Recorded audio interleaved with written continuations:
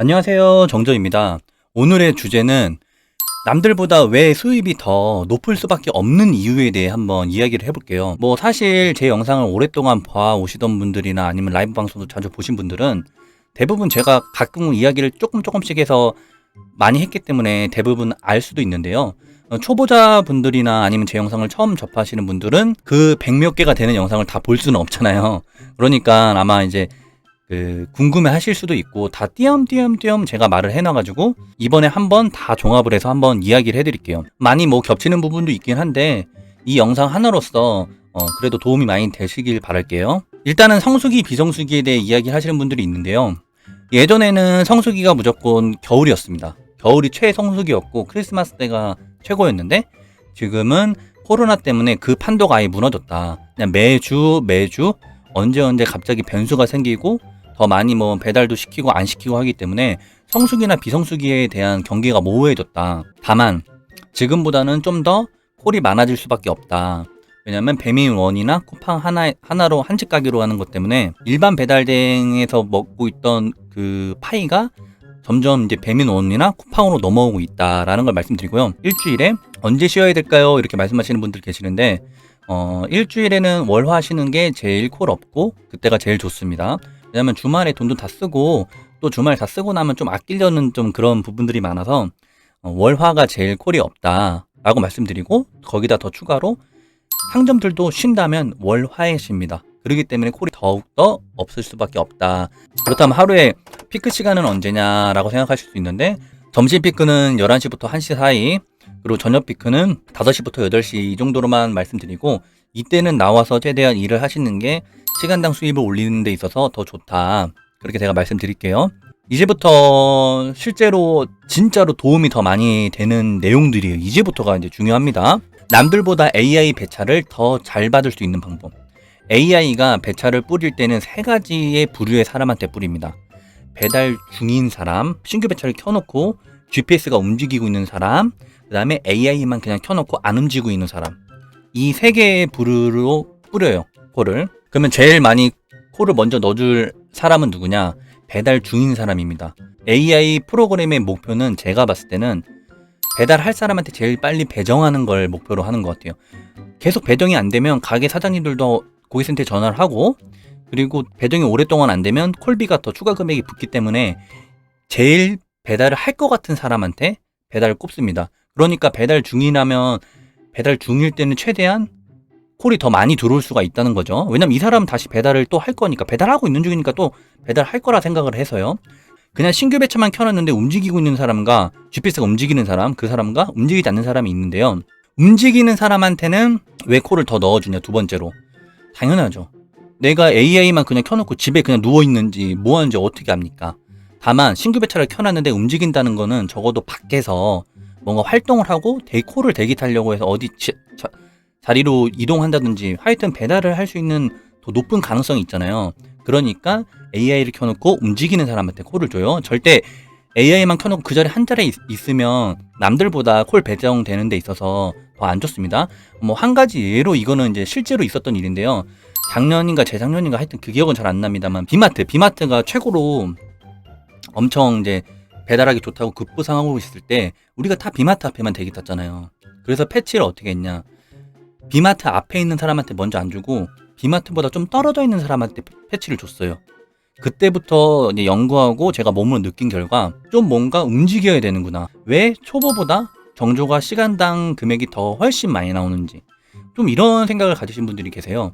아니, AI가 사람 가려가면서 콜 주는 것도 아니고, 나나 얘나 똑같은 오토바이야, 예를 들어. 근데 AI가 콜 주는 거는 랜덤인데 왜 초보보다 정조가 더 하루당 시간 수입이나 수입이 더 높지? 이렇게 생각하시는 분들도 간혹 거의는 없겠지만, AI가 주면 AI가 하란 대로만 한다 생각하면 그렇게 생각할 수 있습니다. 근데 절대 저는 그렇게 하진 않아요. 왜냐면 이제 대충 지금부터 이제 우리가 지도를 보면서 한번 이야기를 해볼게요. 제가 이제 말씀드리면 지도부터 이제 보면서 이야기를 해드릴게요. 여기 이렇게 이마트나 롯데백화점 밑에 푸드코트에서 배달을 가는 비용은 다른 일반 음식점에서 픽업할 때의 비용보다 더 높습니다. 그건 왜인 줄 다들 아시죠? 지금 일해보시니까. 픽업하러 가기가 어렵고, 불편하고 시간도 많이 걸리잖아요. 그러니까 사람들이 다 기피를 해요. 기피를 하기 때문에 금액을 더 붙여줍니다. 저는 이런 콜을 많이 가요. 근데 초보분들은 처음에 와서 여기로 롯데백화점 여기로 가야 되나 여기로 가야 되면서 왔다 갔다 하면서 막 찾다가 시간 다 허비하고 그렇습니다. 좀 알게 된다고 하면 여기 앞에다 바로 여기 대면 되겠구나 라고 생각해서 여기서 오토바이 대고 쭈루룩 들어가서 에스컬레이터 타고 내려간 다음에 막 돌아다니면서 막 찾아봅니다. 근데 저는 여기에 바로 갈 수 있는 이 여기에 그 구멍이 있어요. 개구멍 같이. 여기로 바로 계단으로 내려가서 바로 픽업하고 나와서 갑니다. 그런데 제가 이걸 말씀드리는 이유는 어느 지역에서건 이런 건물에 들어간 이제 쿠팡이나 배민 같은 경우에는 금액이 비쌀 거예요. 피크 시간 말고 비피크 시간에 어차피 여기서 콜 나오는 게 비싸다. 왜냐면 남들도 픽업하기 어려우니까 안 하려고 하네. 그러면 한번 들어가서 한번 돌아다녀 보세요. 저도 여기를 누군가 제 손을 잡고 가서 알려준 게 아니라 비피크 때 한번 싹 돌아보고 그냥 한번 보면서 구경도 하면서 보다 보니까 여기 구멍으로 나가는 길이 있었구나 라고 알게 돼서 일할 때 남들보다 훨씬 빠르게 픽업하고 훨씬 비싼 금액으로 또 배달도 빨리 가는 겁니다. 당연히 대학교마다 다 세종대학교든 건대든 한양대든 세종대든 시립대든 고려대든 전부 다 옆에 개구멍 같은 게 다 있습니다. 그래서 한 번씩 다 돌아다녀 보라는 거예요. 제가 말씀드리고 싶은 건. 그래야 대학교 배달지도 은근히 비싼 가격이 많이 붙어요. 왜냐면 사람들이 배달하기 어렵고 힘들다고 생각하니까. 당연하죠. 그렇게 생각하니까 돈이 많이 붙겠죠. 그래서 아파트도 걸어가는 아파트 있잖아요. 여기 아크로폴레가 이번에 엄청 지어진 건데 여기 한번 가면 멘붕 당합니다. 어떻게 가야 되는지 진짜 열받아요. 근데 이런 걸 한번 가서 한번 천천히 경험해 보면 비피크 때 하면 절대 안 됩니다. 비피크 때 이걸 해야지 피크 때 이걸 이렇게 하시는 분 절대 그러시면 안 돼요. 이렇게 한번 가서 경험해 보고 나중에 여기에 금액이 비싸게 붙으면 나는 빨리 가서 뺀다. 이런 거를 하고요. 끌고 바이크를 많이 활용해야 됩니다. 이거 아주 중요해요. 진짜로요. 머릿속에 정말 많이 넣으세요. 내가 지금 여기 출발지 여기에 있었는데 여기에 빨간불이 돼서 빨간불 되자마자 멈춰서 있었는데 이쪽에 픽업지가 뜬 거예요. 그러면 어떻게 해야 되겠어요? 내비부터 키시는 분은 여기 갔다가 쭉 내려갔다가 여기서 유턴해서 가라 그래요. 당연하죠. 유턴 이렇게 가는데 이렇게 해서 올라가서 이거 시간 얼마나 많이 걸릴 거예요. 여기 신호 한 번 더 걸리고 여기 한 번 더 걸릴 텐데 똑똑똑 사거리가 신호가 진짜 좀 짜증나는데 그래서 여기서 바로 내려서 사람이 끌고 가면 사람으로 칩니다. 오토바이 끌고 가면 오토바이 시동 끄고 끌고 가면 사람으로 쳐요. 그래서 여기서 내려서 오토바이를 끌고 가서 여기서 다시 타고 가면 금방이잖아요. 이런 식으로 끌고 바이크를 활용할 때가 엄청나게 많습니다. 그렇기 때문에 끌고 바이크는 항상 몸에 익혀두시길 바랄게요. 그리고 이제 모든 신호를 외우진 못하지만 큰 사거리의 신호 체계는 외워야 돼요. 저는 기본적으로 그냥 대충 말씀드리면 이 경동시장 사거리 여기는 신호가 좀 깁니다. 여기는 좌회전이 안 돼요. 일단 아시죠 다들? 여기 좌회전이 안 됩니다. 그래서 피턴을 하셔야 돼요. 피턴을 하셔야 되는데 그런 걸 다 알고 있어요. 여기는 좌회전이 안 되는 구간이구나. 근데 여기가 좌회전이 안 되면 여기에 말 들어 픽업지가 있다고 쳐봐요. 그럼 좌회전이 바로 안 되니까 피턴에서 가야 되는데 그런 콜이 있고 여기 바로 우회전했을 때 여기서 예를 들어 픽업이 가능해. 그러면 어떤 콜을 할까 해서 좌회전 안 되니까 여기로 해서 배달지를 보자. 이런 식으로 좀 생각을 많이 해요. 그렇기 때문에 여기는 좌회전이 안 되고 여기는 다 직좌예요. 여기가 먼저 한번 열리고 마지막으로 열리고 그리고 다시 직진 차선만. 그렇기 때문에 기본적으로 저는 이 신호체계 큰 거를 다 여기도 알고 있고 여기도 좌회전이 안 됩니다. 이런 식으로 신호체계를 다 알고 있습니다. 그래서 어느 큰 신호체계에 어떻게 가야 되는지를 머릿속으로 한번 좀 많이 생각해 놓으신다면 더 높은 수익 올리는데 큰 영향을 끼칠 수 있어요. 일방통행하고 갓길 주행을 동시에 이야기를 해드리는데요. 갓길 주행이 되는 데가 있고 안 되는 데가 있습니다. 최근에 들어와서 여기가 공사가 엄청 심하게 해가지고 갓길 주행하기가 어렵습니다. 이쪽 방향이 엄청 어려워요. 그래서 최대한 이쪽 방향으로 가야 되는 콜들은 최대한 잘 안 잡죠. 피크 시간에는. 근데 혹시라도 잡았을 경우 너무 비싸도 잡았을 경우는 이제 대안을 마련해야 될 거 아니에요. 근데 내비를 키면 그냥 무조건 기다리고 가는 수밖에 없어요. 근데 이제 이거는 하면 안 됩니다. 당연히 하면 안 되는 건데 갓길 주행도 원래는 하면 안 돼요. 당연히 안 되는 건데 여기에 일방통행을 좀 무시해서 가요. 그러니까 여기가 엄청나게 막히거든요. 그러면 일방통행을 좀 무시해서 이 정도로 와서 여기서부터 이렇게 갑니다. 좀 이렇게 내려와서 여기서부터 가서 그러니까 이 원래 파리바게뜨면 이쪽에 일방통행이니까 들어가면 안 되잖아요. 근데 내비를 키면 여기 당연히 들어가라고 안 하겠죠. 그러면 여기서 들어가서 이렇게 해서 이런 식으로 할 테니까 일방통행을 어느 정도 무시할 수 있는 조금이라도 원래 하면 안 됩니다. 그런 상황도 있어요. 절대 일방통행 이런 거 원래는 지키셔야 됩니다. 다 전부 다. 그래서 꼭 일방통행을 뭐 지켜야 되는 건 맞는데 지도를 보거나 이럴 때는 좀 파악할 수 있다. 그리고 이제 또 한 가지로는 여기가 갓길 주행이 안 되는 것도 제가 알고 있기 때문에 다른 방향으로 가려고 하니까 당연히 초보자들은 그냥 여기로 가라고 하는 제일 빠른 길이네. 그 가는데 다 멈춰있는데 못 가요. 오토바이가 신호 한 두세 번 받아야 됩니다. 여기가 또 최근에 도로사거리가 신호가 변경됐어요. 신호 체계가 그거 아시는 분들 아시죠? 신호 체계가 변경돼서 저도 뭐야 왜 변경됐지? 이렇게 생각이 좀 들더라고요. 근데 변경된 게 전 더 좋아졌다 생각은 들어요. 하여튼 이런 신호 체계나 이런 거를 다 저는 생각을 하고 있습니다.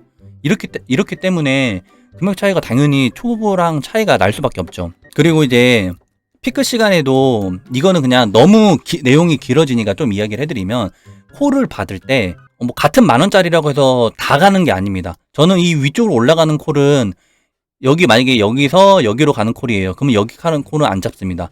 최대한 배달지가 내가 원래 활동해야 될 그 근방으로 가야 돼요.